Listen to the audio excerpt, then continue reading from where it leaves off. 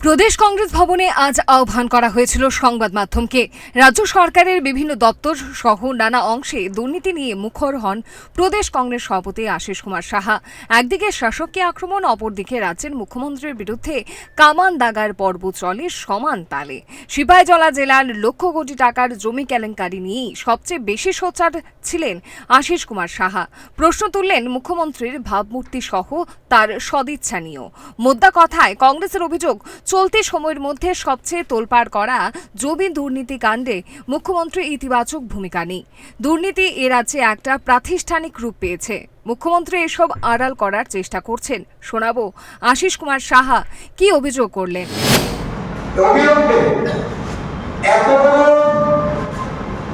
জমি ঘোটালা একটা ল্যান্ডস্কেপ আমরা দেখেছি বিভিন্ন রাজ্যে এই ধরনের ল্যান্ডস্কেপই হোক বা অন্য কোন দপ্তরের দুর্নীতিতে সিবিআই সেখানে হস্তক্ষেপ করে। সেখানকার রাজ্য সরকার তাদের স্বচ্ছতা বজায় রাখতে, যিনি স্বচ্ছতার কথায় বলেন, যিনি দুর্নীতির বিরুদ্ধে জিরো টলারেন্সের কথা বলেন, যিনি সুশাসনের কথা বলেন, আজকে আমরা জানতে চাইব এই ঘটনা যখন বিরোধী দলের পক্ষ থেকে আমরা তুলে ধরলাম, বিধানসভায় আমাদের বিধায়করা এটা নিয়ে আলোচনা করতে চেয়ে বাধাপ্রাপ্ত হয়ে তারা সাংবাদিক সম্মেলন করে সেটা তুলে ধরেছে। কোথায় কেন আজকে রাজস্ব দপ্তরের মাননীয় মন্ত্রী, রাজ্যের মুখ্যমন্ত্রী কোনো পদক্ষেপ গ্রহণ করলেন? এদিন সংবাদ মাধ্যমের সামনে কথা বলতে গিয়ে কংগ্রেসের অভিযোগ, বিধানসভায় বিরোধীদের কথা বলার সুযোগ নেই। দুর্নীতি সহ অন্যান্য প্রাসঙ্গিক বিষয় নিয়ে কথা বলতে গেলে বাধা দেওয়া হয়, ট্রেজারি বেঞ্চের প্রবল আপত্তির মুখে পড়তে হয়। সেখানে মানুষের সমস্যা নিয়ে কথা বলা যায় না। বিধানসভার অধিবেশনে কথা বলতে না দেওয়ার অভিযোগ প্রসঙ্গে কি বললেন আশিস কুমার সাহা, দেখুন।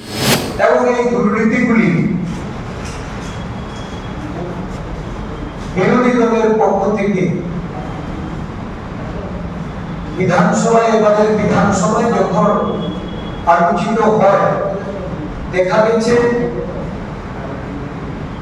আলোচনা করার ক্ষেত্রে তাদেরকে নানাভাবে বাধা প্রদান করা হয়েছে, আলোচ্যসূচি সংক্ষিপ্ত করে দেওয়া হয়েছে। বিশেষ করে রাজস্ব দপ্তরের দুর্নীতি নিয়ে যখন আমাদের বিধায়ক সুদীপবাবু উত্থাপন করে, এই বিষয়ে ওনাকে কথা বলতে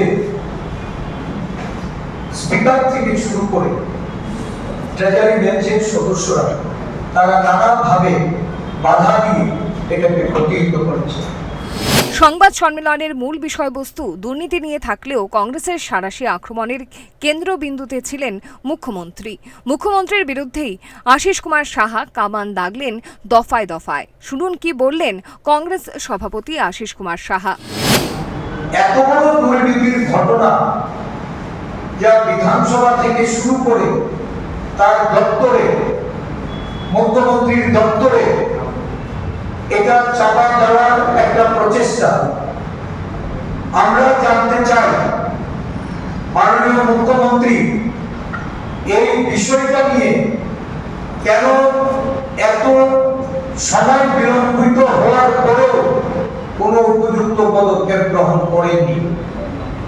কেন মাননীয় মুখ্যমন্ত্রী যারা এর সঙ্গে জড়িত তাদের বিরুদ্ধে ব্যবস্থা গ্রহণ না করে কোনো ক্ষেত্রে পদোন্নতি দিয়ে বা জেলা শাসক যিনি এই ঘটনা নিশ্চিতভাবে মুখ্যমন্ত্রীর দপ্তরকে অবহিত করলেন, তাকে সেখান থেকে তড়িঘড়ি বদলি করে সরিয়ে দিয়ে এই বিষয়টাকে চেপে যাওয়ার চেষ্টা করেছেন, এটা মুখ্যমন্ত্রীকে বলতে হবে। এদিন রাজ্যের মুখ্যমন্ত্রীকে এক প্রকার চ্যালেঞ্জ ছুড়ে দিয়ে কংগ্রেসের দাবি, মুখ্যমন্ত্রী নিজের স্বচ্ছতার পরিচয় দিন। শাসকের সুশাসনের স্লোগানকে কটাক্ষ করে তীব্র আক্রমণ শানিয়েছেন কংগ্রেস। দুর্নীতি নিয়ে চুপ থাকা যায় না, শাসককে সাফ জানিয়ে দিল কংগ্রেস। এর বিহিত চায় কংগ্রেস, স্পষ্ট ভাষায় দাবি জানালো কংগ্রেস। অবিলম্বে ঘটনার পূর্ণাঙ্গ তদন্তে সিবিআইকে আহ্বান জানানোর দাবি জানানো হয়েছে এদিনের সংবাদ সম্মেলন থেকে। বোঝা গেল কংগ্রেসের এখন পাখির চোখ জমি কেলেঙ্কারি। জমি নিয়ে লড়াইয়ের জমিনে শাসককে চাপে ফেলতে কড়া টক্কর নিচ্ছে বিরোধী কংগ্রেস। এখন দেখার বিষয় হাত শিবিরকে শীতল করতে গেরুয়া ব্রিগেড কতটা পাল্টা জবাব নিয়ে ময়দানে হাজির হতে পারে। Bureau report, Times 24 network.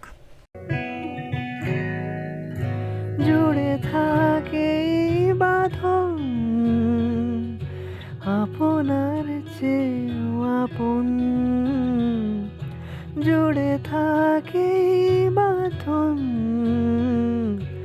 আপনার চেয়েও আপন, আপনার চেয়েও আপন।